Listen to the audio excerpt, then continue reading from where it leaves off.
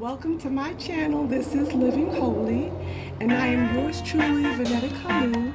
And Living Holy is established upon 1 Peter 1:15 through 16. The ESV version it reads, "But as he who called you is holy, you also be holy in all your conduct, since it is written, you shall be holy, for I am holy." So let's go ahead and get started. So today we're going to talk about Hebrews 12:14. Strive for peace with everyone and for the holiness without which no one will see God. So as we're talking about holiness, I'm just going to speak in the spirit and basically paint from the spirit. I set my spirit to paint a sun. So that's what I'm going to focus on. Sun energy painter. Everything is how you're painting. So I feel myself with something creative while I am waiting for the return of our Lord and Savior Jesus Christ. Okay? So strive for peace with everyone and for the holiness without which no one will see God. What really does that mean? Strive for peace with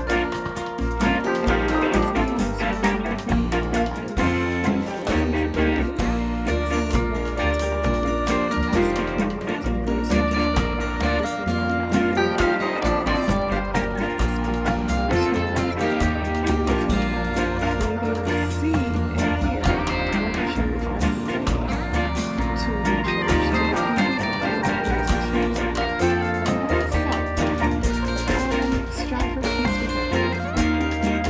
So what does that mean? I work a job, and as I work, I have to strive for peace with my coworkers. Sometimes you have different personalities in one place, and nowadays everybody's trying to be Some people have everything depends on their background. So some people have a wild background, some come from dysfunctional families, some come from very peaceable families. Not everybody's family go hard. Not everybody's family goes soft. So you have to really know how to get along with all types of people. And no matter where you are and what's going on, you want to strive for peace with everyone. Not everybody has a peaceable spirit, so that's not always easy as well to strive for peace with people because some people don't want your peace. Some people don't know what peace looks like and feel like. So they don't want that, you know?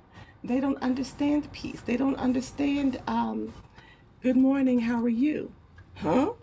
Good morning. Good morning's not good if you come to work singing sometimes. Some people don't understand that because they don't have that peace within them. So you don't let people take your peace. You don't let people disturb your peace. Some people will try to test your peace just because they don't have it. And it's like, who are you to be peaceful? Who are you to not have any problems? Who are you to have self-control? You know, in Proverbs, oh my gosh, I cannot remember it right now, but in Proverbs it says, a man who has no rule over his own spirit is like a city broken down without walls. Okay, that's you don't have any peace within inside of you. If you don't have any peace within inside of you to have self-control and control your own spirit, how are you going to have peace and with everybody else? You can't strive for peace with other people if you have no peace within inside yourself to control your own spirit. You're not going to know what peace looks like. You're not going to even care. My voice is so high today. Oh my gosh, it's annoying me just hearing it. It just keeps going in and out. But anyway, bear with me in peace as my voice goes up and down. I'm drinking water. I think I just laid down a little bit too long. It's Sabbath, you know, we have to stay quarantined. So I'm trying to just stay quarantined. But anyway, but you want to strive for peace. What does peace look like? How do you strive for it? Okay, so say for instance, somebody has a very hard spirit. They don't know what peace looks like. They may have a drug background. So they're tattletales. They meddlesome. They look for information to go tell. So let's take, I guess, let me come from a standpoint of being at work. So you're at work and you have a coworker that's a tattletale. And they tell because they want to gain brownie points with the supervisor. Because say the supervisor, likes what they like. And they, maybe a little bit fussy or a lot fussy. They go hard on people. Okay, they don't have a peaceful spirit because maybe that's not what they came from. So they don't understand peace. Okay, so they don't know how to deal with it. And if you bring them peace, then it's like you're weak. So you do have some people that look at people who know how to control their own spirit and as a weakling, which is totally not the case. Okay, so but you do have some people like that. Oh, she don't fuss back. I can say whatever I want to say to her. Oh, she's a weakling. No, that's peace. Striving for peace with everyone, no matter how they look, how they sound. Usually that's what it is, how they sound, how threatening they could look or be. You have peace within inside of you. You can laugh it off, or you can just ignore it, or you can just be praying on the inside of you for the Lord to bless that person and help them to see what's right, or to get peace within themselves, because they're coming at you hard because their life is hard. So they don't know peace. They don't understand peace. Not everybody understands peace. Not everybody wants your peace. Not everybody wants a peaceful life. Some people might be scared of it. So let me get back to, you have one person maybe that's into drugs, have done drugs. So they want, peace with, let's say, the said supervisor. So they become a tattletale and tell everything and to gain brownie points with the supervisor. So what do you do with stuff like that? Somebody who's blows your stuff out of proportion so that their stuff don't look so bad. Because now the supervisor is going to look at, oh, they're tattletale, so they're a great source of information. And if they come to me first, then what they're saying must be true because they came first. But that's not always the case. What they're always saying may not be true. Doesn't have to be true, isn't true, or it could be true, but it's not as bad as it seems. Like say, if you told the story first, and it may not be as bad as it could seem if it came out of your mouth.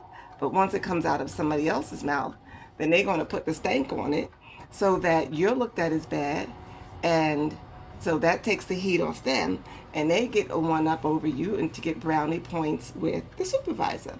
So how do you deal with that? You know who you are. God knows the truth.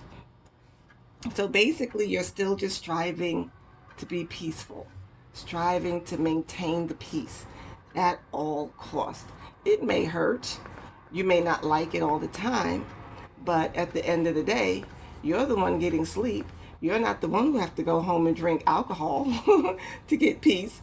You can sleep. You're not the one sleeping in your clothes all weekend or all night because you have hard thoughts and your mind won't let you sleep. So therefore, there's benefits and then there's a drawback. So I'm like, okay, well, I could sleep. I have no issues because I know I don't have the problem. I know I did my best. I know I'm not a tattletale. I know I'm not meddling in other people's business. So I know I'm not going against the word because I am striving for peace with everyone, no matter how awful their character, no matter if they try to throw you under the bus to make themselves look good, because eventually the truth will come out. The word says, touch not mine anointed and do my prophet no harm. So God's got your back. And eventually, vengeance is mine, I shall repay, saith the Lord. So you may not always see the repayment, but God says he shall repay. Okay? So we don't always want to look for the bad, but we do want to know that we are vindicated. And sometimes God may vindicate you by giving you sleep and letting them stay awake. He may vindicate you by giving you things and blessings that they're not in line to get.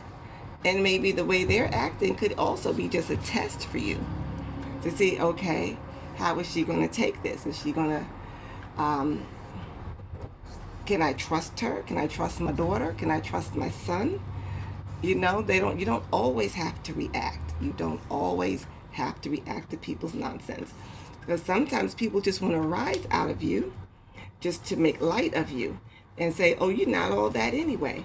And you know, the devil, who is the accuser of the brethren, sometimes he can raise up people against you just to say, God, see, she's not worth it. She's not worth your blessing. Because trust, when somebody rises up against you, sometimes God may have there may be a blessing in store for you. So the enemy can cause that person to rise up against you to knock back your blessing. Okay? So sometimes it's just a trick of the enemy to take you off your course and help make you lose your blessing, because now here again, you responded in the wrong way. Okay? So you do want to make sure of that you are responding in the right way. And a lot of times it won't hurt to just leave stuff alone. Just like, oh, there they go again. You know, let me just get out their way. Let them do what they do. Or you can try to get in, you know, beforehand, if that's okay, if it's not going to make you look kind of cray-cray. So what are you here for?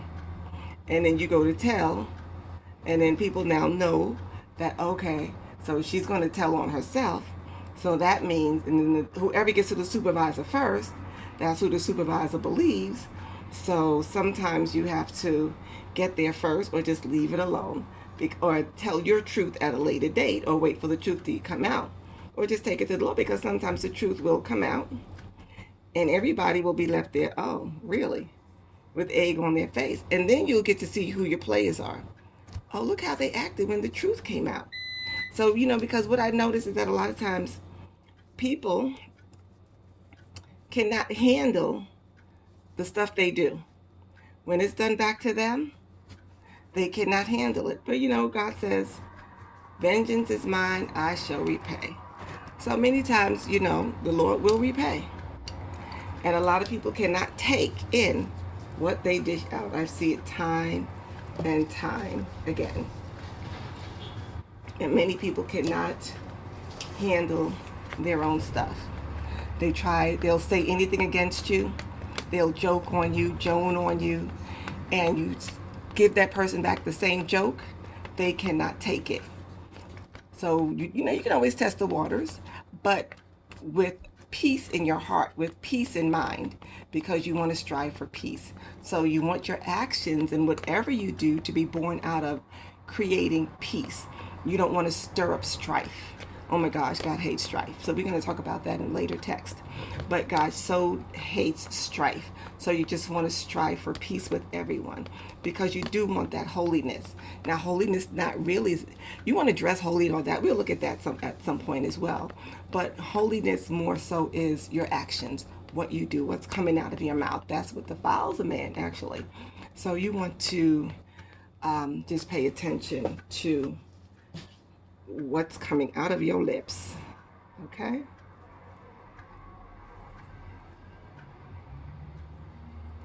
So, let me see. I'm trying to think of where do I want to go from here with this.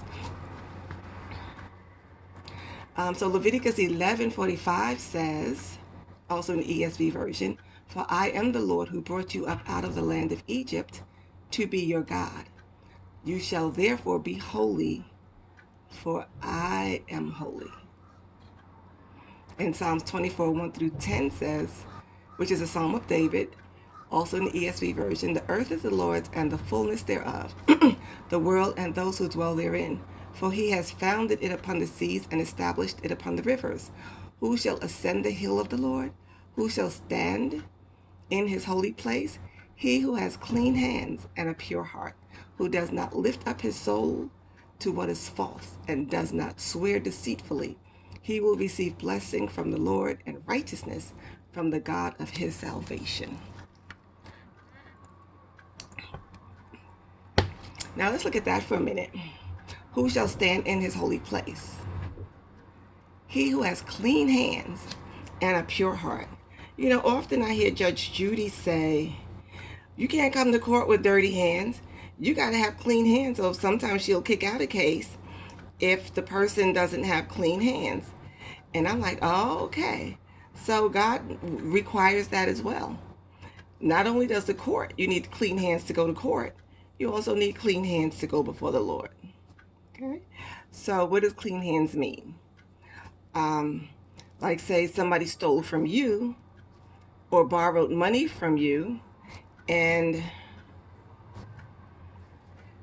you want that money back. So you're coming to court to get that money back, but now you take the person to court to get that money back. But you borrowed money from that person as well. Now you forgot, so the person didn't give you back the money because you already owed them. So like say you owed them $1,000, but they only owed you $500, and you're taking them to court for the $500. So that when they bring that up in court, you forgot all about it. And the judge is like, well, your hands are not clean. You can't come to court to sue your brother and your hands are not clean. You give him back the $1,000 he owes you before he gives you back the 500. No, you give him back what you owe him before he gives you back what he owes you. Okay? And you can actually take that money out of there, and then it's a wash. But you have to make sure your hands are clean before you come before the Lord. You can't come to God with dirty hands, talking about your brother, what they did to you, talking about your sister, what she did, what she has on, and your hands are not clean at all. You don't want any stain on your hands. So you want to make sure you come before the Lord with clean hands and with a pure heart. Now, some people think they have a clean heart. I often hear that, oh man, she's a really nice person. She has a clean heart. She has a good heart. But they don't say clean. Oh, she has a good heart. She knows how to, she gives people this and she gives people that. And I'm looking, I'm like, okay, so you said this person has a good heart, but they're sleeping with another woman's husband, and the other woman is calling to try to get her fired and try to have the boss talk with this woman who's working with her husband, who's sleeping with her husband, taking him out of the house all times of the day and night, and won't leave her husband alone. So, okay, she may give good gifts, she may be caring, but she doesn't have a pure heart. She's not doing evil. I mean, she's doing evil. She's sleeping with somebody else's husband who's asking her to stop, who wants a break. It's like, leave my husband alone. You know, that's my husband. I've gone through a lot with this man. You know, and then she wants him, so she's not caring. And she's moving this man out of his home. Is that a good heart? No. Because somebody gives good gifts does not mean they have a good heart. Okay, so you have to weigh everything. You have to look at all circumstances. Okay? And you don't judge a book by its cover. You don't, you know, sometimes the cover could be good. Sometimes the cover could be bad, and the person can have a good heart. But you have to look at everything. The Bible says, by their fruits you shall know them. So what is it? Out of the abundance of the heart, the mouth speaks. So a person may look clean. They may look like they're, you know, all this and that. But you can tell what they really are and what's in their heart by what comes out. By their fruits. By their fruits ye shall know them. And out of the abundance of the heart, the mouth speak. So then from there, you will know whether or not that person has a pure, clean, good heart or clean hands. If you're sleeping with somebody else's husband, your hands are not clean and your heart is not good because you're causing the suffering of somebody else. Okay? Who does not lift up his soul to what is false and does not swear deceitfully? Those all sound like they're in the commandments to me. Thou shalt not bear false witness against thy neighbor. So when you lift up your soul to what is false and swear deceitfully, that's not coming from a clean heart. Somebody's going to get hurt in the process. And without holiness, you cannot see the Lord. So I basically want everybody to, and the goal of this channel is to get people ready for the kingdom. It's to get people ready for the kingdom. You want to see God. You want to make it. You know, if I had one pastor say, if you don't make it to heaven, shame on you. That means you would have gone through hell twice. Well, some people would have gone through hell twice. Hell on earth and then the final hell. It's not worth it. You want something good out of your time here on this earth. And heaven is just one of those benefits.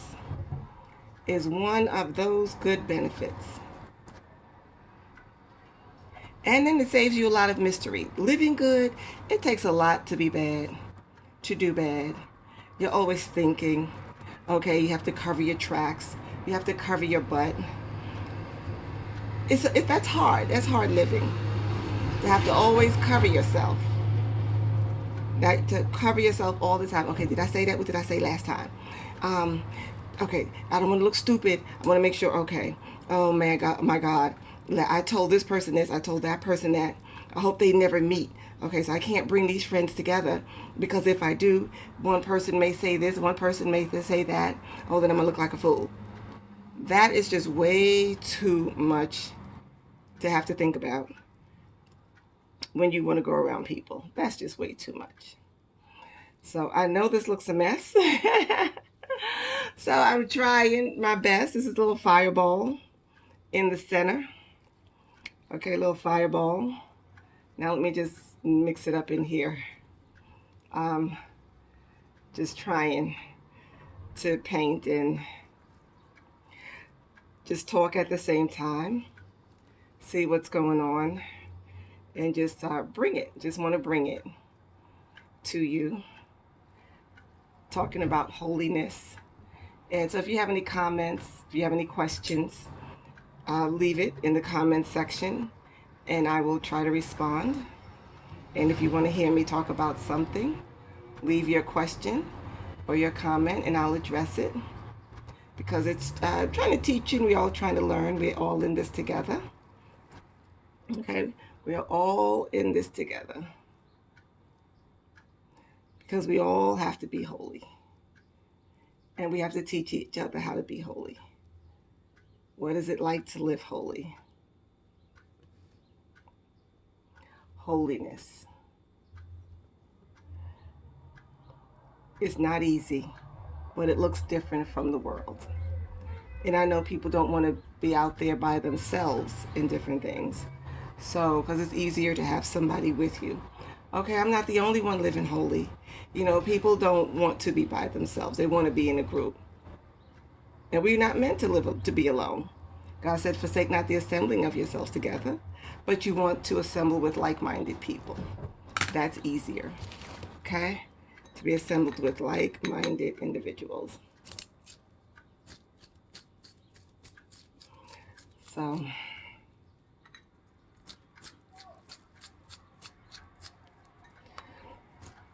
I don't know how this is going to look. And I'm sprinkling hydrogen peroxide. I didn't have any alcohol. I wanted to do one of those pours, but I didn't have the substance, and you do it with alcohol. I went around and around looking for alcohol, but I could not find any alcohol because everybody's needing and using alcohol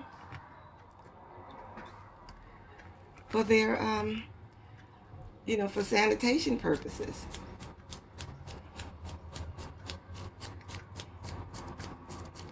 But anyway, so as soon as I find some, then I'm going to try doing the pour. But right now, this is a sprinkle that I'm doing. I don't know. So I just have to keep trying different things, see how it comes out. see how it comes out. But anyway, this is again yours truly, Vanetta Kalu, talking to you about living holy. So be blessed. And also you can like, you can subscribe, and you can give me your thoughts on living holy and your challenges with living holy, because it's not easy. I try my best to live holy. I try my best to strive for peace with everyone at work. And a few of the things I was talking about, it was like my coworkers. So I didn't want to say too much because I don't know who's going to be listening, and I just don't want to create too much drama where none needs to be. Okay? So I have to be careful what I say. But anyway, so I tried to keep it general. So I don't want to create unnecessary problems for myself or for others. So take it light and be blessed.